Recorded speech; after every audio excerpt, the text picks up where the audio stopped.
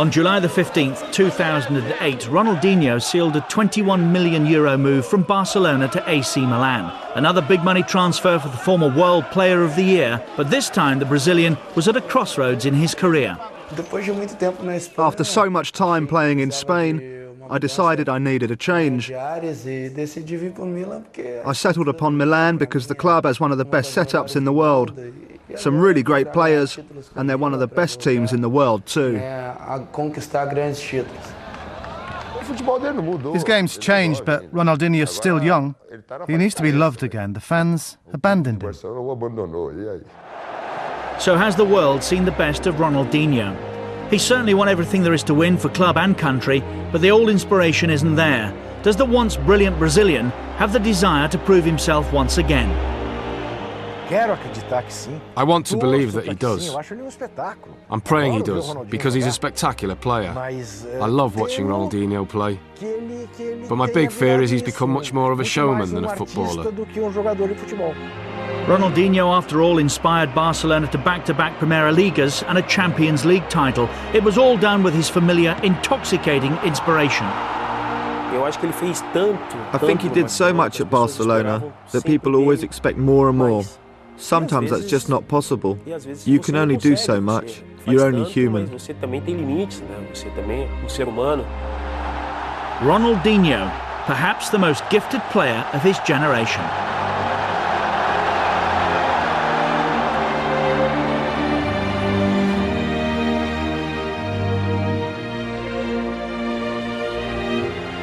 Between 2004 and 2006, Ronaldinho redefined football.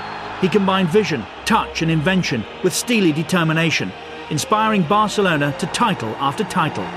It was a joy to watch him, and he was one of the guys that made the public came to the stadium. It looked like he was always happy and content on the pitch, and the only thing he wanted to do was play his game.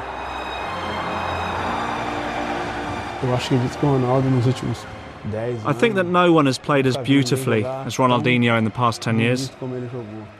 He was able to achieve those big wins, leading Barcelona to the Spanish title, helping them win the Champions League. He was able to give them that most important element, but at the same time, he'd always do it with a smile on his face.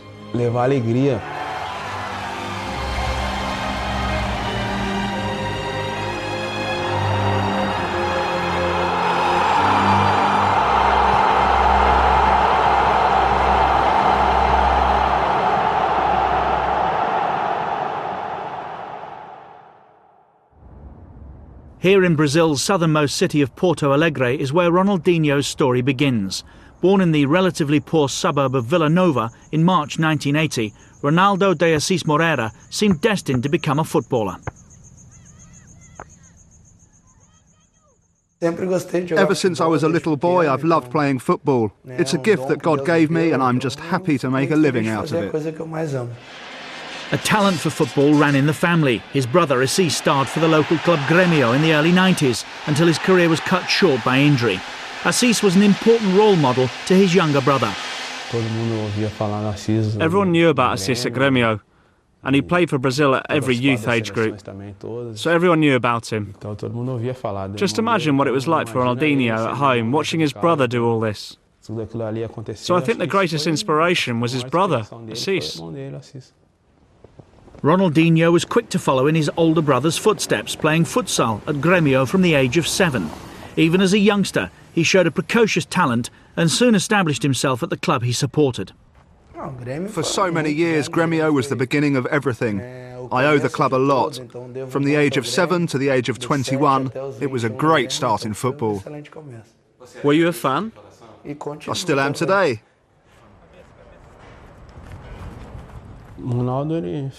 What he does today, he was doing back then at the age of 12 or 13.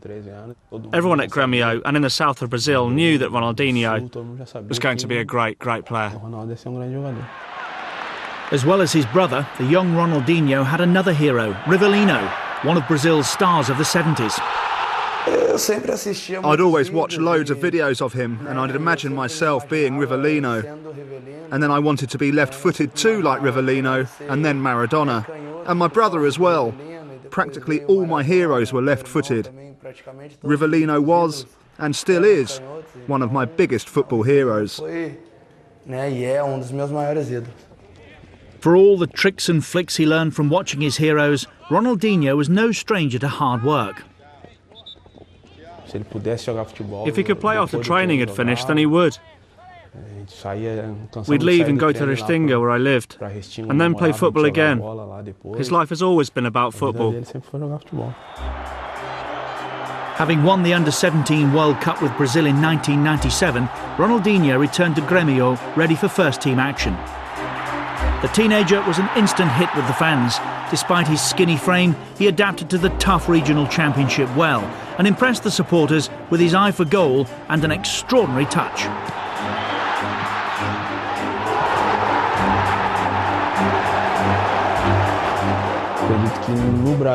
The South Brazilian Regional Championship is the most similar to European football. A lot less fouls are given and it's more aggressive than other championships. And I think that made a big difference to Ronaldinho's career. Like many great players, Ronaldinho produced his best performances in the biggest games. Grêmio's bitter rivals were Internacional, and Ronaldinho always excelled against them, so much so that the nation took notice.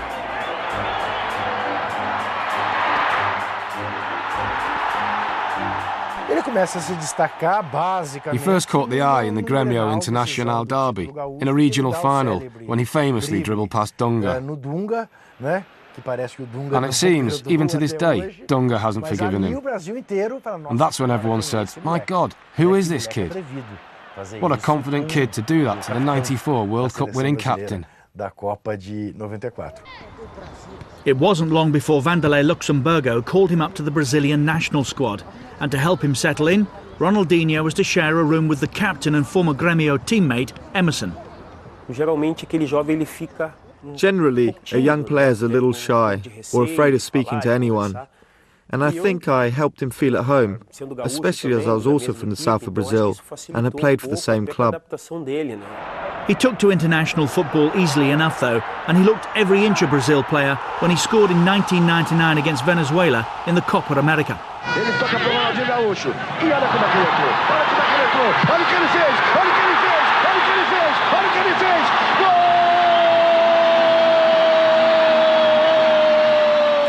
There was that moment against Venezuela when he came on as a substitute and scored that now famous goal. The opposition was poor, but the goal itself was spectacular. Suddenly the kid from Villanova was a star, but perhaps he'd outgrown his southern Brazilian origins. When Paris Saint-Germain expressed an interest, Ronaldinho had to go. I think Ronaldinho is the greatest player to come out of Rio Grande do Sul, and one of the greatest in Brazil. However, I think the region hasn't recognised that fact.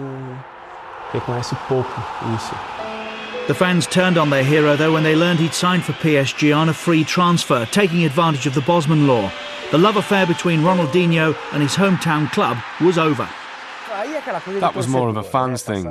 He was labelled a mercenary because Grêmio did not receive a transfer fee. Because in Brazil we don't have a Bosman law, and in Europe they do. Ronaldinho didn't hurt anyone. He didn't rob anyone. He didn't take money from anyone. He did everything within the laws of the game. These days it happens all the time and no one gets upset about it.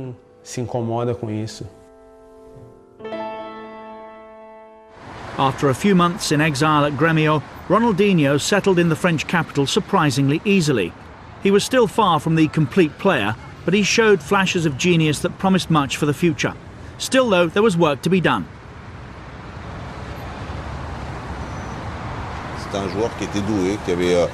He needed to work to progress. In the first year, he understood this. And in his own mind, he really tried. He had that genius. He had an incisive gift on the field. And we, the coaching staff and the fans, were helping him to become even better.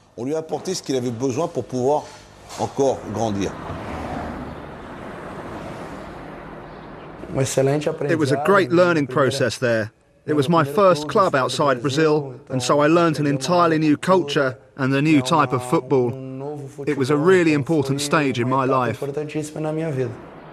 Once again, Ronaldinho came alive in the big games, but he struggled for consistency. Generally, he was good in the important matches against the likes of Marseille, but he knew how to choose his moments. In the big ones, he was very good, but in the others, which were less important, he just wasn't as interested.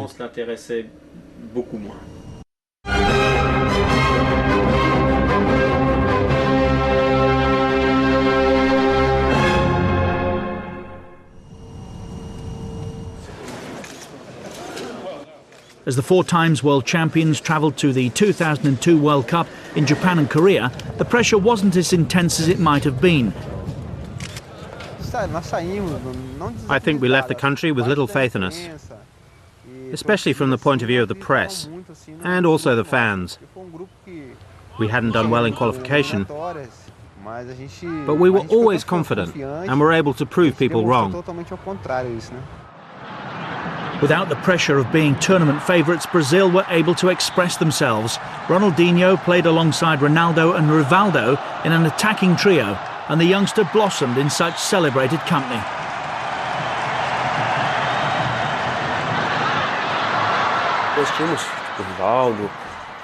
We had players like Rivaldo, Ronaldo and Cafu, and obviously other great players. And I think that helped Ronaldinho, because although it didn't take all the responsibility off his shoulders, he could at least share it with the others. And so I think he played with more freedom. It was the quarter-final against England when Ronaldinho truly left his mark on the competition. Michael Owen opened the scoring for England before a brilliant run from Ronaldinho led to Rivaldo's equaliser on the stroke of half-time.